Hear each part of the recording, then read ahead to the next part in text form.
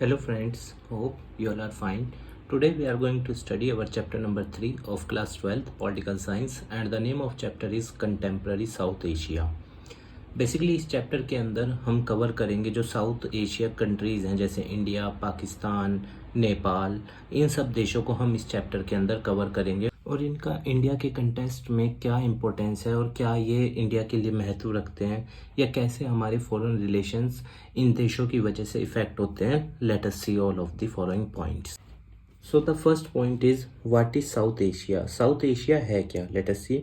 South Asia usually include कौन कौन से देश आते हैं इसके अंदर? Bangladesh, Bhutan, India, Maldives, Nepal, Pakistan and Sri Lanka. These countries are to be considered as South Asian countries. The various countries in South Asia do not have the same kind of political system. अब देखो जितने भी साउथ एशियन देश हैं इनके अंदर ना हर किसी में कोई सेम पॉलिटिकल व्यवस्था नहीं है. जैसे अगर मैं आपको इंडिया की बात बताऊं, इंडिया के अंदर डेमोक्रेटिक व्यवस्था है और अगर हम भूटान की बात देखें वहाँ अलग व्यवस्था है. पाकिस्तान में डेमोक्रेसी तो है पर मिलिट्री डोमिनेंस है. तो हर देश की व्यवस्था क्या है, पॉलिटिकल सिस्टम क्या है, अलग है.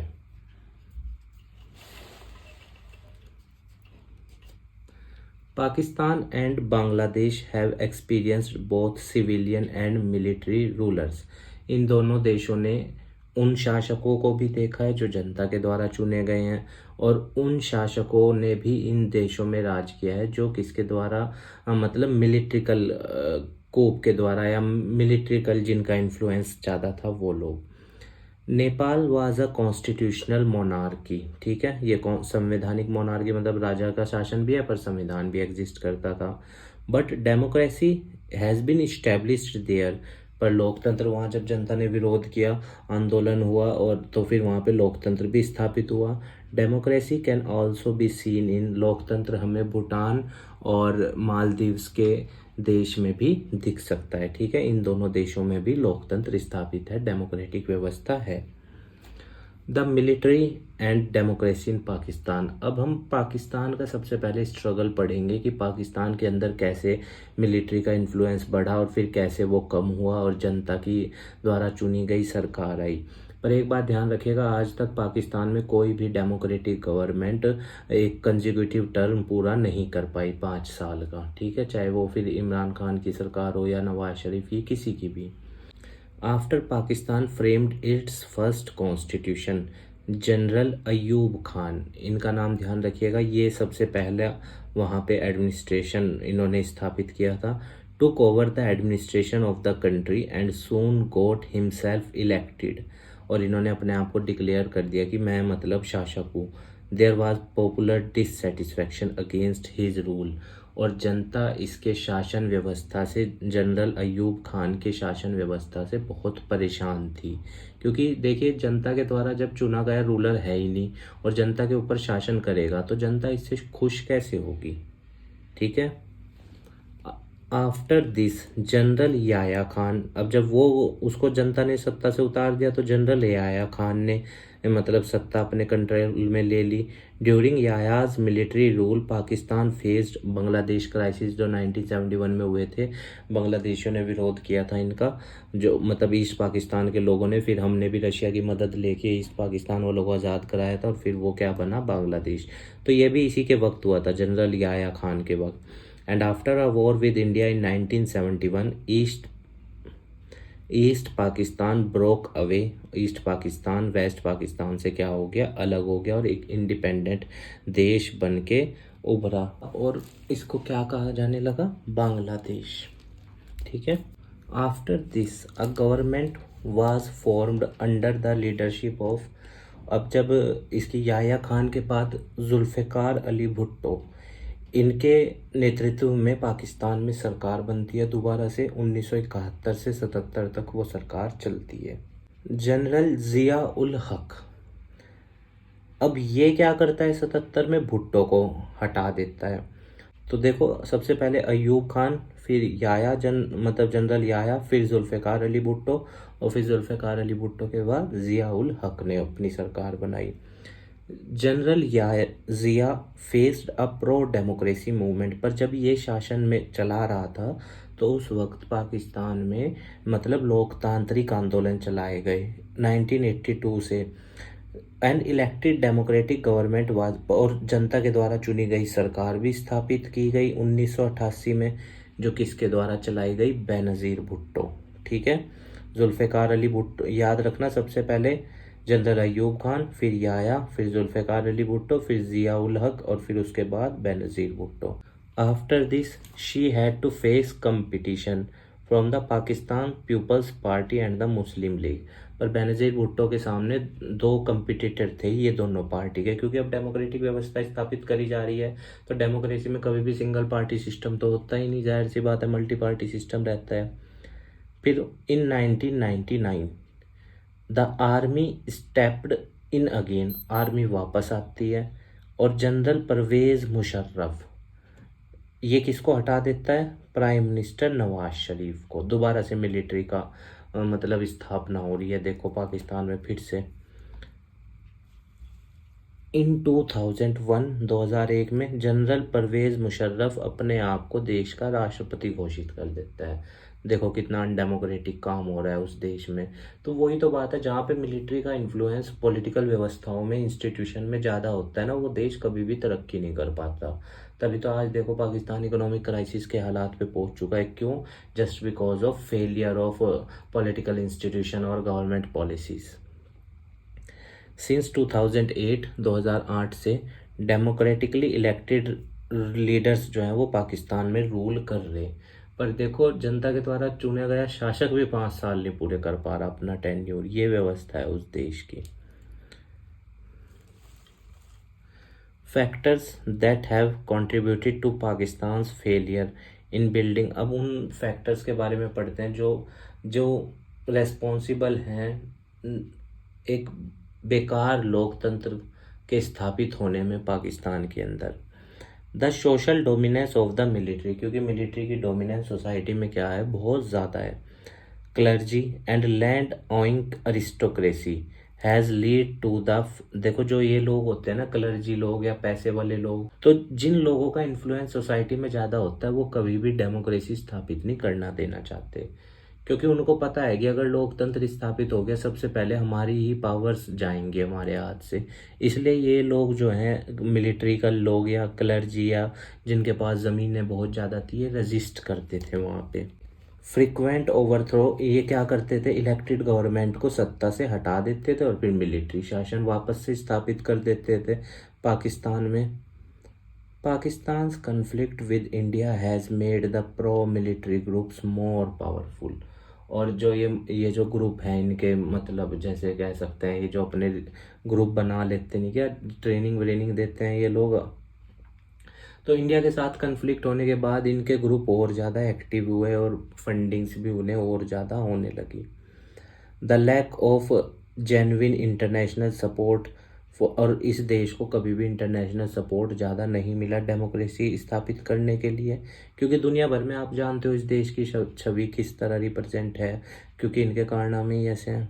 Has further encouraged the military to continues its dominance. अब दुनिया भर के देश भी जब इनका साथ नहीं देते तो फिर से इनके यहाँ मिलिट्री डोमिनेंस का इन्फ्लुएंस बहुत ज़्यादा है। मतलब कुल मिला के यह है कि टोटली लॉस में चल रहा है ये देश हर तरह से, इकोनॉमिकल भी पॉलिटिकल भी, आए दिन सरकारें बदलती हैं, कन्फ्लिक्ट इतने ज़्यादा हैं वहाँ पे। Let us see democracy in Bangladesh. बल्कि ये ईस्ट पाकिस्तान जो था, जो अब बांग्लादेश है, ये ज़्यादा तरक्की कर रहा है उनसे, क्योंकि इन्होंने अपने यहाँ डेमोक्रेटिक व्यवस्था आज के दौर में सही रूप से चला रखी है। Bangladesh was a part of Pakistan. Bangladesh Pakistan का हिस्सा था, हमें पता है 1947 से 1971 तक, क्योंकि 71 में तो आज़ाद हो गया था ये। The people of this region resented the domination of western Pakistan and the imposition of the Urdu language. अब देखो जो ईस्ट पाकिस्तान के लोग थे वो बंगाली भाषा बोलते थे, क्योंकि वो वेस्ट बंगाल से निकले थे प्रांत से।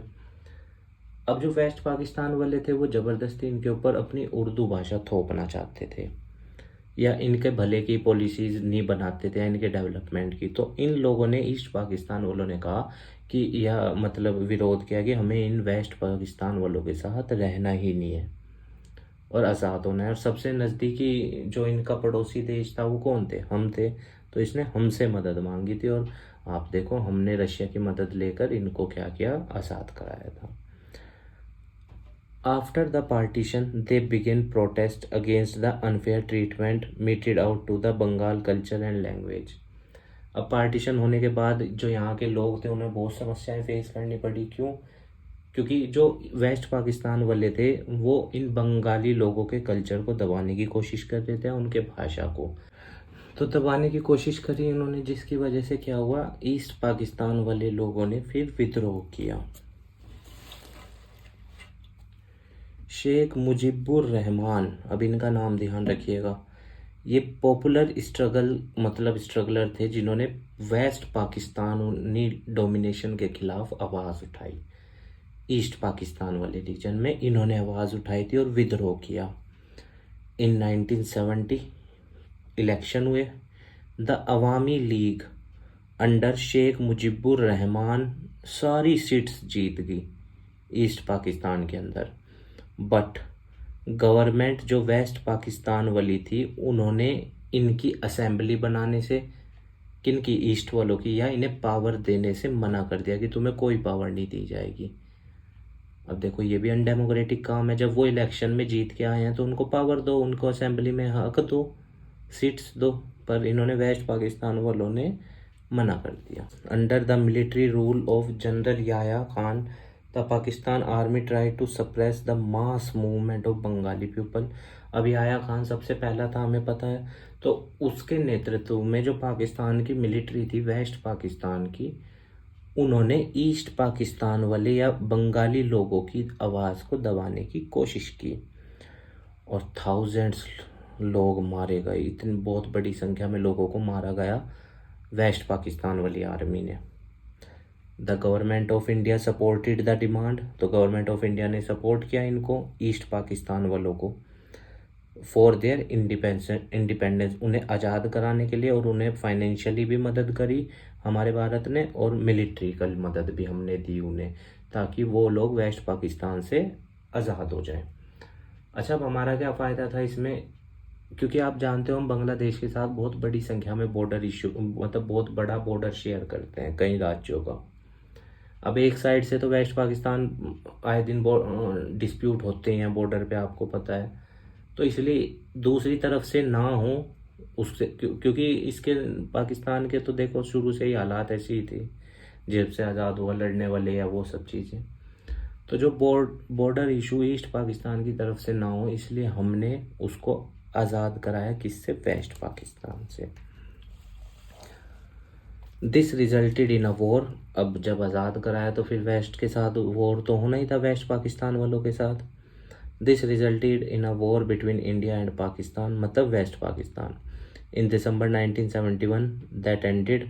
ये वॉर ख़त्म हुआ और पाकिस्तानी फोर्सेस ने सरेंडर किया ईस्ट पाकिस्तान में जो थी, और फिर बांग्लादेश बन गया एक इंडिपेंडेंट कंट्री के रूप में। बांग्लादेश ने फिर अपना कॉन्स्टिट्यूशन ड्राफ्ट किया और देखो कितनी बढ़िया चीज़, उन्होंने अपने संविधान में डिक्लेयर किया सेकुलरिज्म। सेकुलरिज्म का मतलब धर्मनिरपेक्षता, कि देश का कोई ऑफिशियल रिलीजन नहीं होगा और देश के अंदर सभी धर्मों को बराबर का हक होगा। ठीक है, पर पाकिस्तान ने अपने आप को इस्लामिक रिपब्लिक घोषित कर रखा, पर देखो इन्होंने नहीं किया। लोकतांत्रिक व्यवस्था स्थापित की और सोशलिज्म अपने यहाँ स्थापित किया। In 1975, Sheikh Mujib got the constitution amended to shift from the parliamentary to the presidential form of government। अब मुजीबुर रहमान ने क्या किया, पार्लियामेंट्री जो जनता के द्वारा चुनी गई सरकार या संसदीय व्यवस्था थी उसको राष्ट्रपति वाली प्रेसिडेंशियल फॉर्म ऑफ गवर्नमेंट में कन्वर्ट करा और उन्होंने सारी पार्टीज को अबोलिश कर दिया। अब देखो इसने भी अनडेमोक्रेटिक काम किया मुजीबुर रहमान ने जीतने के बाद, और सिर्फ अपनी पार्टी को मतलब अबोलिश नहीं किया, और इसकी पार्टी का नाम था अवामी लीग। शेख मुजीब वाज एसिसिनेटेड। अब जब इसने ऐसा किया तो फिर इसकी हत्या कर दी गई मिलिट्री के द्वारा अंडर ज़ियाउर रहमान, ये था वो व्यक्ति जिसने मिलिट्री को लीड किया और इसको मार दिया, शेख मुजीबुर रहमान को। He was assassinated and another military take over followed under the leadership of, पर ज़ियाउर रहमान को भी मार दिया गया, किसके द्वारा? लेफ्टिनेंट जनरल HM इरशाद। अब देखो क्या हुआ है, शेख मुजीब को मारा ज़ियाउर रहमान ने, ज़ियाउर रहमान को मारा HM इरशाद ने। Mass public protest were made Ershad step down, पर जनता ने इसका बहुत विरोध किया कि भाई ये तो तुमने बहुत गलत किया। इलेक्शन हुए 1991 में। सिंस देन रिप्रेजेंटेटिव डेमोक्रेसी, और 1991 से वहाँ पे आज तक मल्टी पार्टी सिस्टम स्थापित है और बांग्लादेश एक अच्छे लोकतंत्र के रूप में काम कर रहा है। Now let us read about Nepal, क्योंकि नेपाल देश के अंदर भी बहुत संघर्ष हुआ है लोकतंत्र को स्थापित करने के लिए। तो let us see. Nepal was a Hindu kingdom in the past but later changed into constitutional monarchy in the modern period for many years. तो नेपाल के अंदर शुरू में तो राजा का शासन था, और फिर राजा का शासन भी रहा और संविधान भी आया कई सालों तक, और अब वहाँ पे लोकतांत्रिक व्यवस्था है। The king accepted the demand for a new democratic constitution in 1990। तो किंग ने कहा ठीक है भाई, जो भी आप लोकतांत्रिक संविधान चाहते हो देश के अंदर, हम उसको बनाएंगे। 1990 में किंग ने मान लिया। In the wake of a strong pro democracy movement, क्यों? क्योंकि उस देश के अंदर बहुत बड़ा आंदोलन शुरू कर दिया था लोगों ने। तो अब राजा को समझ आ गया था कि भाई अब इस आंदोलन को दबाया तो जा नहीं सकता, तो इसलिए उन्होंने कहा ठीक है, आप डेमोक्रेटिक व्यवस्था की बात कर रहे हैं, हम वो लेके आएंगे। During the 90s the Maoist of Nepal were successful. Maoist mainly वो लोग थे जो तराई रीजन में रहते हैं नेपाल के। तो इन लोगों ने नेपाल के बहुत सारे पार्ट्स में अपना इन्फ्लुएंस बढ़ाया, मतलब अपना जो देश के सरकार के प्रति या राजा के प्रति जो विरोध था उसको बड़े लेवल पे जताया। इन 2002 द किंग अबॉलिश्ड पार्लियामेंट, जो राजा था उसने पार्लियामेंट को भंग कर दिया और गवर्नमेंट को डिसमिस कर दिया। और लोकतंत्र जो वहाँ पे स्थापित हुआ था वो ख़त्म हो गया। In April 2006 there were massive countrywide pro-democracy protest। पूरे देश के अंदर दोबारा से क्या हुआ, आंदोलन शुरू हुआ। The largely non violent movement, पर हिंसात्मक नहीं था, लोग शांतिपूर्वक विद्रोह कर रहे थे राजा का। 7 पार्टी अलायंस, वेरी इंपॉर्टेंट, ये इसके अंदर 7 पार्टियां एक साथ आई जो बड़ी पार्टी थी नेपाल की, और उन्होंने स्थापित किया नेपाल के अंदर, मतलब कि मांग करी कि लोकतांत्रिक व्यवस्था नेपाल में स्थापित हो। The Maoist and social activist, ये सब लोग थे इस 7 पार्टी अलायंस में। The pro democracy forces achieved their first major victory when the king was forced to restore the House of Representative। और इन 7 पार्टी अलायंस को, या जो प्रो डेमोक्रेसी फोर्सेस थी जो लोकतंत्र की बात करते थे, उनकी जीत कब हुई? जब राजा ने ये कहा अच्छा ठीक है, मैं दोबारा से रिप्रेजेंटेटिव, हाउस ऑफ रिप्रेजेंटेटिव मतलब जनता के द्वारा चुने गए जो लोग होते हैं उनको मैं दोबारा से वो वाला सदन मतलब कि क्या कर रहा हूँ, स्थापित करूँगा। हैड बिन डिजोल्व, क्योंकि 2002 में इसने उसको भंग कर दिया था, तो इसने जब विद्रोह बहुत ज़्यादा हुआ तो इन्होंने एक्सेप्ट किया कि ठीक है हम उसको दोबारा से लाएंगे। इन 2008 नेपाल के अंदर डेमोक्रेसी स्थापित हुई, मोनार्की ख़त्म हुई, और 2015 में उन्होंने अपना नया संविधान अडॉप्ट किया और अब तक वो चल रहा है वहाँ पे। अब श्रीलंका के अंदर देख लें, श्रीलंका का आपने पढ़ा भी होगा क्लास 10th में पावर शेयरिंग चैप्टर में। सिन्हाला वालों ने तमिलियंस के ऊपर अपनी डोमिनेंसी करना चाहिए। 13% तमिल थे वहाँ पे, श्रीलंकन तमिल, और 5% इंडियन तमिल थे। तो 18% थे तमिलियंस और 74% वहाँ सिन्हाला थे, बौद्ध धर्म वाले, जो अपनी भाषा को तमिलियंस के ऊपर थोपना चाह रहे थे, क्योंकि उन्होंने स्टेट रिकॉग्नाइजेशन एक्ट भी पास कर दिया था 1956 का, जिसके तहत सिन्हाला वालों को सारे अधिकार, जॉब अपॉर्चुनिटीज वो सब दे दी थी। तो फिर कन्फ्लिक्ट तो होना ही था। Let us read. Sri Lanka has retained democracy since it's independence. 1948 से ही वहाँ पे लोकतंत्र रहा, बट उसमें भी बहुत सारे एथनिक कन्फ्लिक्ट्स हुए, जैसे demand by one of the regions, secession by one of the regions. जैसे आप जानते हो जो तमिलियंस थे, आपने देखा होगा 10th की बुक में पॉलिटिकल साइंस में, वो नॉर्थ और ईस्टर्न पार्ट में रहते थे, और जो सिन्हाला थे उनकी वो पूरे देश में थे। तो जो नॉर्थ और ईस्ट पार्ट में रहते थे तमिलियंस, वो ये चाहते थे कि हमें रीजनल ऑटोनॉमी दे दो, तुम हमारे लिए कुछ नहीं करना चाहते ना करो, हम अपना विकास खुद कर लेंगे। आफ्टर द इंडिपेंडेंस, आज़ादी के बाद से ही श्रीलंका के अंदर उन लोगों की सरकार बनती रही जो किसको रिप्रेजेंट करते थे, सिन्हाला डोमिनेंसी को, मतलब मेजॉरिटी ऑफ सिन्हाला चले सोसाइटी के अंदर। तभी तो आप देखो उन्होंने मेजोरिटेरियन एक्ट भी पास किया कि हम इन तमिलियंस को कोई अधिकार नहीं देंगे। ठीक है। The Sinhala nationalist thought that Sri Lanka should not give concession to Tamils, और इनका ये मानना था कि तमिलियंस को किसी भी तरह का कोई छूट या बेनिफिट नहीं देना है, क्योंकि श्रीलंका उनका देश है ना कि तमिलियंस का, सिर्फ सिन्हाला वालों का देश है, ये मानना था इनका।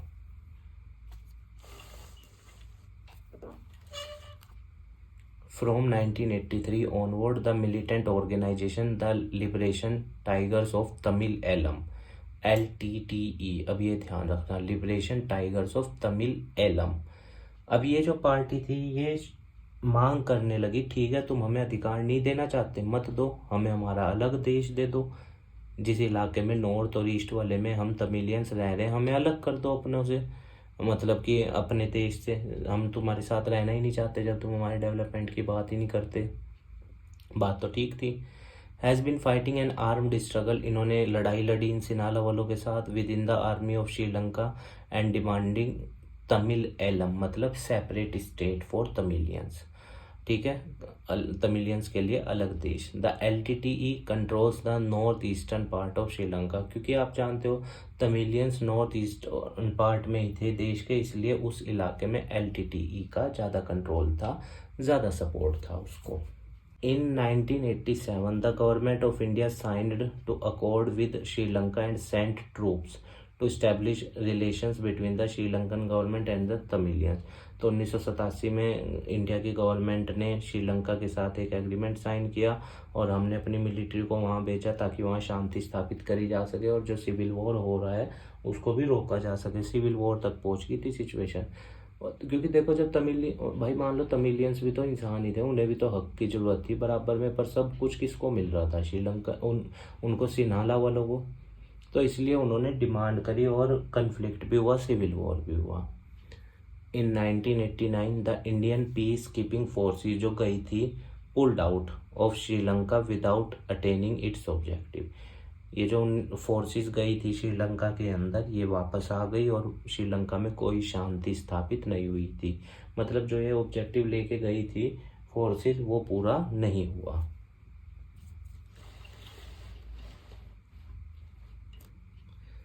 The Scandinavian countries such as Norway and Iceland try to bring the warring groups back to negotiation।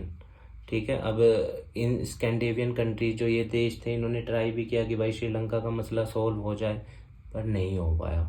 Finally the armed conflict, अंत में आके युद्ध हुआ 2009 में और बहुत तरह, मतलब कि दोनों तरफ साइड के बहुत लोग मारे गए और LTTE वाज वेनिक्विश्ड, LTTE को वहाँ क्या कर दिया गया, ख़त्म कर दिया गया।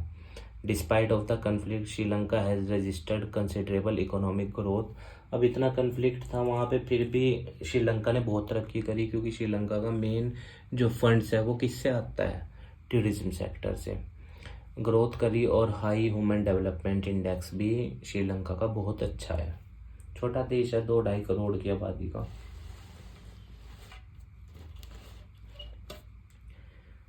Now let us see India and Pakistan conflicts. After independence, India and Pakistan got involved in issue Kashmir के ऊपर। आप जानते हो लड़ाई होती थी क्योंकि वो लोग कहते थे कि हमें कश्मीर चाहिए, अपना देश संभल नहीं रहा, कश्मीर भी चाहिए था उन्हें। It leads to war in 1947-48 में 65 में लड़ाई हुई, पर कश्मीर का कोई मसला, कोई मतलब कि सॉल्यूशन नहीं निकल पाया था उस टाइम। इन 1971 इंडिया ने वॉर भी जीता वेस्ट पाकिस्तान के खिलाफ, ठीक है, बट फिर भी कश्मीर इशू अनसेटल्ड रहा और मतलब और ज़्यादा विवाद या और ज़्यादा कन्फ्लिक्ट्स बढ़ गए थे। India's conflict with Pakistan is also over strategic issues like the control of Siachen glacier and over एक्वाइजिशन of arms. Main इस पे था इंडिया और पाकिस्तान की जो मेन लड़ाई हुई थी वो इसी पे ही है, क्योंकि आप जानते हो पीओके वाला रीजन या कश्मीर रीजन या सियाचिन ग्लेशियर, उन सब में पाकिस्तान क्या चाहता है कि वो उसके कंट्रोल में आ जाए, ठीक है। या आप देखो न्यूक्लियर बॉम्ब्स तक उसने बनाए, अगर हमने टेस्ट किया तो उसने भी किया अपने यहाँ। तो आर्म रेस भी उसकी और हमारी बीच में शुरू हुई थी और हम उससे बहुत ज़्यादा आगे हैं डिफेंस के मामले में। इन 1998 इंडिया कंडक्टेड न्यूक्लियर एक्सप्लोजन। हमने पोखरन राजस्थान में मतलब न्यूक्लियर बॉम्ब का टेस्ट किया। पाकिस्तान ने क्या किया, कुछ ही दिन के अंदर उसने भी टेस्ट किया इस यहाँ पे इन हिल्स में। India and Pakistan also have had problems over the sharing of river. Indus नदी के पानी के ऊपर भी हमारे और उस पे उसके भी विवाद हैं। The two countries are not in agreement over the demarcation line in Sir Creek in the Rann of Kutch. जो हमारे और उसके बीच में बॉर्डर डिस्प्यूट्स हैं वो आज तक सॉर्ट आउट नहीं हुए। और इवन अब तो देखो उनका और हमारा कोई व्यापार भी नहीं हो रहा है, तो इनके लिए और ज़्यादा प्रॉब्लम्स क्या हो गई हैं, बढ़ गई हैं। तभी तो उस देश में चीज़ों के रेट बहुत ज़्यादा एक्सपेंसिव हो गए हैं और उनकी करेंसी की वैल्यू लगातार गिरती जा रही है। India and it's neighbour. देखो भले ही हम बाहर हमारे में से वो देश निकला, पर हमने शुरू से ही ये कोशिश करी है भारत ने कि दूसरे देशों के साथ उसके रिलेशन उसके पड़ोसियों के साथ अच्छे बने रहे। हमने कभी किसी को नुकसान नहीं पहुंचाया। अब मान लो जब अगला मानने कोई तैयार नहीं है, कितनी बार तो उसे समझा दिया, हरा भी दिया, तो फिर प्रॉब्लम्स क्या होती हैं, बढ़ती ही चली जाती हैं। फिर भी रिलेशंस को सुधारने के लिए जैसे समझौता एक्सप्रेस ट्रेन तक चलाई, सब चीज़ें की, पर वो कहाँ बाज आने वाले अपनी हरकतों से। तो इसलिए आज तक हमारे और उनके रिलेशंस क्या हैं, स्ट्रेन्ड है, मतलब बहुत उलझे हुए हैं या कन्फ्लिक्टिंग हैं। The government of India and Bangladesh have had differences over several issues including the sharing of Ganga and Brahmaputra river के पानी के ऊपर हमारे और बांग्लादेश के थोड़े बहुत कन्फ्लिक्ट हैं, ठीक है। The Indian government has been unhappy with Bangladesh denial of illegal immigration to India, its support for anti-Indian Islamic fundamentalist group Bangladesh refusal to allow Indian troops to move। अब देखो बांग्लादेश भी क्योंकि वो चाइना उसको मदद करता है या वो सब चीज़ें हैं, तो इसलिए बांग्लादेश के साथ भी थोड़े बहुत किन मुद्दों पर कन्फ्लिक्ट्स हैं हमारे। जैसे इलीगल इमिग्रेशन बहुत ज़्यादा होता है बांग्लादेश से, रोहिंग्या मुस्लिम्स, वो आपने पढ़ा भी होगा कंसेप्ट एनआरसी वाला। या फिर बांग्लादेश सपोर्ट करता है anti Indian Islamic fundamentalist groups को, या बांग्लादेश ने रिफ्यूज़ कर दिया था जब हमारी मिलिट्री ट्रूप्स को उनकी टेरिटरी से गुजरना था, ठीक है, या नॉर्थ ईस्टर्न इंडिया में जाना था। And its decision not to export natural gas भी वो उसने हमें देने से क्या कर दिया, मना कर दिया। ठीक है, कोई दिक्कत नहीं है, इंडिया तो कहीं ना कहीं से और अरेंज कर ही लेगा, क्योंकि हम एक बहुत बड़ी डेमोक्रेसी हैं। पर फिर बात ये आती है कि जो छोटा देश है जिसकी हेल्प तक की, फिर वो इस तरह से चीज़ें करता है, तो फिर क्या होता है, इंटरनेशनल लेवल पे ये मैसेज जाता है कि हर देश अपने में क्या रहे, दूसरे के मामलों में इंटरफियर ही न करे। Nepal and India enjoyed a very special relationship. हमारे और उनके संबंध अच्छे हैं। A treaty between two countries allow the citizen. और उनके लोग हमारे यहाँ आ सकते हैं वर्क करने, हमारे लोग जा सकते हैं। वीज़ा और पासपोर्ट की ज़रूरत नहीं पड़ती नेपाल से इंडिया आने में या इंडिया से नेपाल जाने में। तो ये देखो एक इतना बड़ा मतलब छूट दे रखा है, इतने बड़े मतलब कि कह सकते हैं कि इन्वॉल्वमेंट है। Areas such as trade, scientific cooperation, common natural resources, electricity generation and management, grids and the two countries together, but there are some differences too. हम नेपाल के साथ इन मुद्दों पे उसकी बहुत मदद करते हैं, जैसे व्यापार, साइंटिफिक कोऑपरेशन, उनको टेक्नोलॉजी देते हैं, नेचुरल रिसोर्सेज का मतलब उनको प्रोवाइड कराते हैं, इलेक्ट्रिसिटी जनरेशन में उनकी मदद करते हैं या और चीज़ों पे। पर फिर भी कुछ चीज़ें ऐसी हैं जिस पे हमारे और नेपाल के कन्फ्लिक्ट हैं। जैसे India has stopped interfering in the internal and ethnic affairs of Sri Lanka since 1987 के बाद से हमने श्रीलंका के साथ श्रीलंका के इंटरनल मामलों में दखल नहीं दिया, फिर कि जो कर रहे हैं अपना करते रहें, कोई दिक्कत नहीं है। Both the country share a sound relationship now, both have signed free trade agreement भी हमारे उनके साथ हैं। और हमने श्रीलंका की मदद भी करी जब सुनामी आई थी, या और भी तरीके से हम श्रीलंका के साथ रहते हैं, हेल्प करते हैं उनकी। देखो ज़रूरी इसलिए है क्योंकि अगर हम ना हेल्प करें फिर वो चाइना वाला प्रॉब्लम अराइज हो जाएगी, वो भी देखना है। और दूसरा फिर यह है कि इंडिया की शुरू से कोशिश रही है कि उसके पड़ोसी के साथ उसके रिलेशंस अच्छे रहें। देखो हमने अफ़गानिस्तान में भी कितना इन्वेस्टमेंट किया, उनका पार्लियामेंट तक बनवा के दिया। क्यों? जब वहाँ पे डेमोक्रेटिक गवर्नमेंट थी, क्योंकि इंडिया की पॉलिसी शुरू से ही यही रही है कि सबको साथ लेके चलने वाली। India enjoyed a very special relationship with Bhutan, के साथ भी हमारे संबंध अच्छे हैं। The efforts made by the Bhutanese monarch to weed out the guerrillas and militant from north eastern India, इन ये हमारे साथ रहे हैं इन मिलिटेंट्स को ख़त्म करने में नॉर्थ ईस्टर्न इलाके से, ठीक है। और इंडिया के साथ इनके रिलेशंस कुल मिला के क्या है, अच्छे हैं। और भूटान की हेल्प के लिए भी जब भी उसको प्रॉब्लम होती है इंडिया तैयार रहता है। India and Maldives also have a good relationship, हमारे मालदीव के साथ भी संबंध अच्छे हैं। मिलिट्री सपोर्ट भी हम मालदीव को दिया था 1969 में, when mercenary Tamil soldiers from Sri Lanka attacked, जब श्रीलंकन सोल्जर्स ने तमिल सोल्जर्स ने मालदीव पे हमला कर दिया था तो हमने मालदीव को अपनी फोर्सेस दी थी। तो देखो ये सब चीज़ें हमें यही तो दिखा रही हैं कि इंडिया ने शुरू से ही पॉजिटिव रेस्पॉन्स रखा है दूसरे देशों के प्रति। पाकिस्तान के प्रति भी हमारा पॉजिटिव नज़रिया ही था, पर अब जब अगला मानता ही नहीं, हरकतें करता है, फिर बताओ क्या कर सकते हैं, फिर तो उसको उसकी भाषा में ही जवाब देना पड़ेगा। और हमें पाकिस्तान से अपने संबंध खराब करके कोई इतना नुकसान नहीं है, ठीक है ना। क्योंकि बस हाँ वो है कि चलो ईरान से अगर हम ऑयल इंपोर्ट करना चाहें या नेचुरल गैसेस, तब वो उसका देश बीच में पड़ता है, अदरवाइज उसके कोई इतनी ज़्यादा महत्वता है नहीं हमारे लिए। Nepal and Bhutan as well as Bangladesh and Myanmar have had disagreements in the past, इन देशों में आपस में प्रॉब्लम्स थी एथनिक चीज़ों के ऊपर, या रोहिंग्या म्यांमार में मुस्लिम्स का जो इमिग्रेशन है, या एथनिक नेपालीज जो भूटान में जाके रह रहे हैं, उन सब चीज़ों पे कन्फ्लिक्ट था। पर फिर भी ओवरऑल इन देशों पे हमारे साथ रिलेशन अच्छे हैं, एक को छोड़ के। Bangladesh and Nepal have had some differences over the future of the Himalayan river waters, पे भी बांग्लादेश के और नेपाल के कुछ डिफरेंसेस हैं, ठीक है ना। क्योंकि बांग्लादेश के साथ में अभी हमने पढ़ा गंगा नदी के ऊपर भी हमारे साथ भी थोड़े बहुत डिफरेंस है, क्योंकि उसको पानी जो पीने का पानी है वो उसके पास बहुत कम मात्रा में अवेलेबल है। Peace and cooperation, the South Asian Association ये बनाई गई, very important. SAARC is a major regional initiative, South Asian देशों के डेवलपमेंट के लिए या उन आपस में एक दूसरे से कोऑपरेट करेंगे, 1985 में संस्था बनाई गई। इसका हेडक्वार्टर काठमांडू नेपाल में है। पर देखो पाकिस्तान यहाँ भी बाज नहीं आता, आए दिन इसकी मीटिंग को क्या करता है, वो छोड़ता है या कहता है कि अगर इंडिया पार्टिसिपेट करेगा हम नहीं करेंगे। है मूर्खता, मतलब पहले ही एक फ़कीर देश हो रखा है, ऊपर से और अपने आप को उजाड़ रहे हैं। SAARC member signed the South Asian free trade SAFTA, मतलब कि ये एग्रीमेंट किया इन देशों ने कि आपस में जितने भी साउथ एशियन देश हैं एक दूसरे के साथ फ्री ट्रेड करेंगे, एक दूसरे की हेल्प करेंगे। अब वही बात है, वो पाकिस्तान चाइना की गोद में बैठा हुआ है और फिर हमारे और उसके रिलेशन ख़राब हैं।